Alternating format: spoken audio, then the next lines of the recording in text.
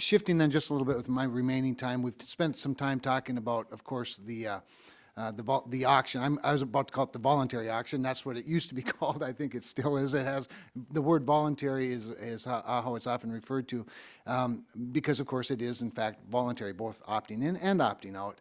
And as you know, the $1.75 billion that Congress has put in for the repacking fund is probably not going to be enough, considering that we're looking at, what, 1,100 maybe TV stations that are going to have to involuntarily move.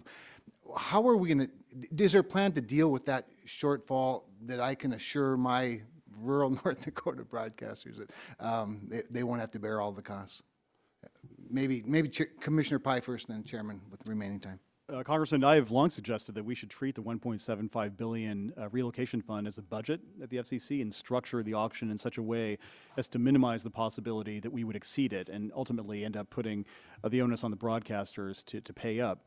The other issue that I've heard most recently in Nebraska from a group of broadcasters is that the 36 months is not necessarily as long as it might seem, that it's there's a shortage of people who are able to do the work, there's a shortage of the equipment that's necessary for the repacking to be done, and that the Commission should be mindful of that as well as it progresses. So I share your concern, and I want to make sure that broadcasters, to the extent possible, are held harmless in terms of the necessary expenditures.